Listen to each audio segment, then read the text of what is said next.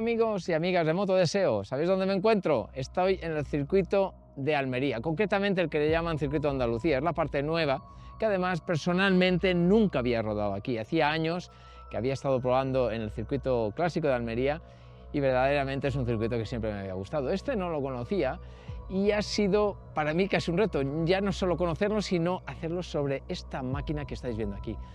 Se trata de la Ducati Street Fighter V4S, una máquina que quita el hipo. Es un clon de la Panigale V4S con la que están corriendo el Mundial. Vale, no es la V4R porque esta moto cubica más de 1100 centímetros cúbicos, pero es igual, estamos hablando de 214 caballos para una moto que hace 205 kilos llena con el depósito de 16 litros.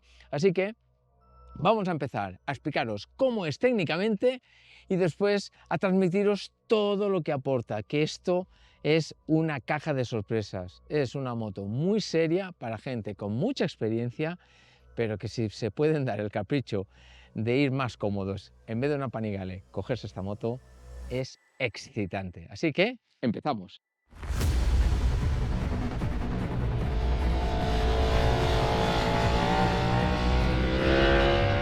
Empiezo en la introducción hablando de potencia y kilos, con unos valores que son de auténtico infarto.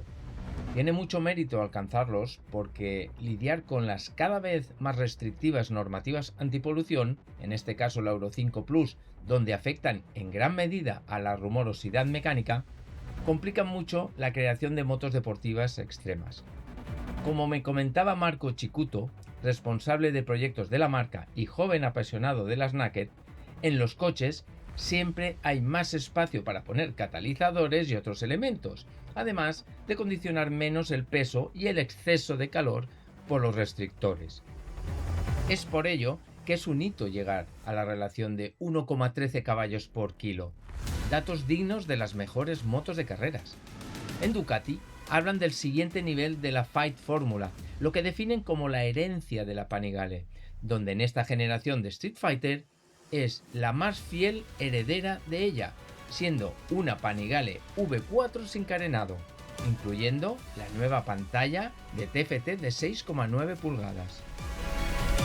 Se planta en el mercado con 6 caballos más y 4 kilos menos, comercializándose, como es habitual en la marca italiana, dos versiones, la estándar y la S. En datos de potencia y tecnología son idénticas, pero la V4S, que es la que probé, aporta llantas de aluminio forjadas, batería de ion de litio, así como suspensiones firmadas por Öhlins en vez de Showa para la horquilla y Sachs para el amortiguador trasero. En resumidas cuentas, 4.000 euros de diferencia entre ambas, a cambio de la revolucionaria electrónica que aportan las suspensiones electrónicas del fabricante sueco. Hablemos de su diseño.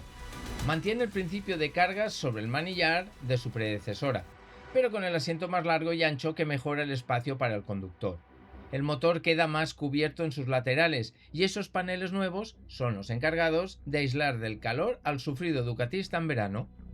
En el frontal los nuevos alerones marcan la diferencia, porque si ya se hablaba en 2024 de 28 kilos de carga sobre el tren delantero a partir de los 270 km/h, en la versión 2025 se le suman un extra de 17 kilos más.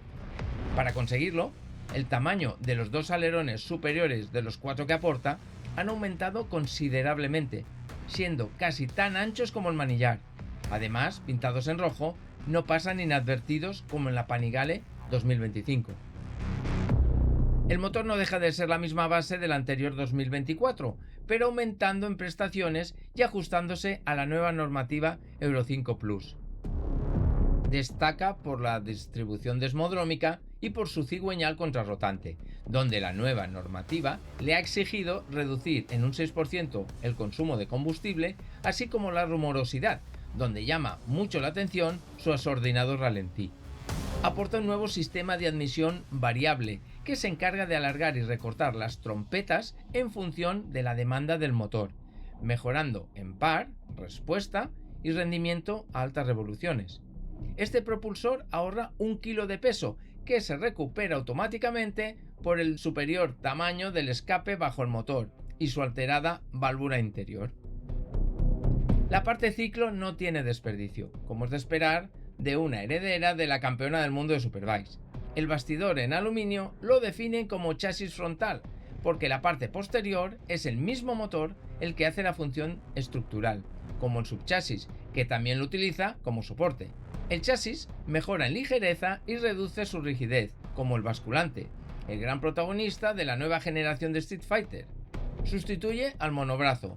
Ahora es de 2 brazos simétrico, es un 43% más flexible en torsión lateral y es el responsable de que se haya reducido en 2,9 kilos el peso en suspensión del tren trasero.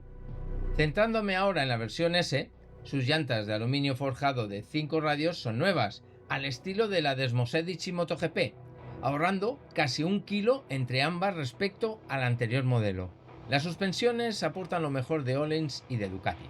Se trata del Ducati Electronic Suspension 3.0, que combinado con el último software Öhlins Smart EC 3.0, surge la magia de proactividad en su respuesta en función del modo de conducción escogido.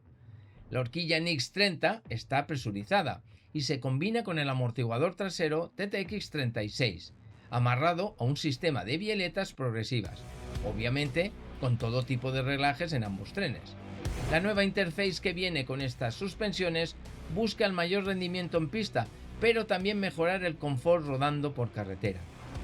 Finalizamos con los frenos, otra de las exquisiteces de esta Ducati, donde solo existe lo mejor de cada fabricante. Brembo pone discos semiflotantes de 330 mm mordidos por las últimas pinzas de anclaje radial, las Hi-Pur, más ligeras y de más rendimiento que las Stilema, en combinación con la nueva frenada combinada ECBS. Electrónicamente se controla la frenada posterior con la delantera, colaborando en la estabilidad y mejorando tanto los tiempos por vuelta como la seguridad en las carreteras más bacheadas. De lo primero, doy fe de ello. Ya que hablamos de circuito, voy a explicar lo que me encontré sobre ella. Como comentaba al inicio, no conocía el circuito de Andalucía. Está pegado al de Almería, también en el desértico de Tabernas. Temperatura de unos 14 grados de máxima en una pista donde o subes o bajas por los continuos cambios de rasante, excepto en la recta de atrás, de más de 1060 metros, único punto donde se alcanza la velocidad máxima. La primera impresión es que la moto es cómoda pero alta. El ancho manillar está 10 milímetros más cerca que antes y su asiento es más cómodo y amplio que en la Panigale 2025. El único problema que tuve con él es que ante el aumento de espacio del que se le ha dotado, acabé teniendo que agarrarme fuerte al manillar en máximas aceleraciones porque el apoyo trasero me quedaba lejos. La moto aporta una ergonomía espectacular, pudiendo apretar las piernas contra el depósito de forma efectiva en las fuertes frenadas, y por su estrechez se llega mejor de lo esperado con los pies al suelo. Las motos se habían configurado en el modo de conducción Sport y con los relojes en el diseño Track, con una impresionante zona roja en las 15.000 revoluciones. Los técnicos de Pirelli montaron los Slicks SC1 con calentadores, el compuesto más blando, para asegurar que todo estuviera bajo control, y así fue, porque no hubo caídas. Y es que, como siempre digo, a pesar de las burradas de caballerías de las actuales deportivas, la electrónica es la responsable de argumentar un plus en seguridad donde, actualmente, las marcas incluso se animan a invitar a perfiles de dudosa experiencia, aunque no sea sobre deportivas. Sigamos. El motor es un gustazo. Siempre empuja y su sonido Twin Pulse, similar a un bicilíndrico, es adictivo a la que supera las 9.000 revoluciones hasta las 13.500, con un aullido que pone los pelos de punta. Empuja con una fuerza impresionante, dado que aporta desarrollo final más corto que la Panigale. En la pista tan revirada y con tantos cambios de rasante, has de ser comedido como te apoyas en el manillar, porque su anchura la hace tan inmediata en reacciones como sensible. Siempre tiene ganas de levantar el tren delantero, pero con la electrónica no te tienes que preocupar de moderar el gas, aunque por defecto analógico del cerebro a mí me cuesta no hacerlo. Uno prueba muchas motos y no es cuestión de habituarse a algo que no lo llevan todas. ¿Y eso también va por la frenada? Y no lo digo por las pinzas de Brembo Jaipur, que también, pero eran el complemento de la maravilla de la gestión electrónica del ECBS. Nunca había frenado con tanta seguridad y confianza. Aquella que solo te dan los kilómetros, precisamente lo que no llevaba yo en esta Street Fighter V4S. Frenando al máximo de mis posibilidades, siento como la moto no se descoloca. Al contrario, noto que algo pasa detrás, pero no me afecta.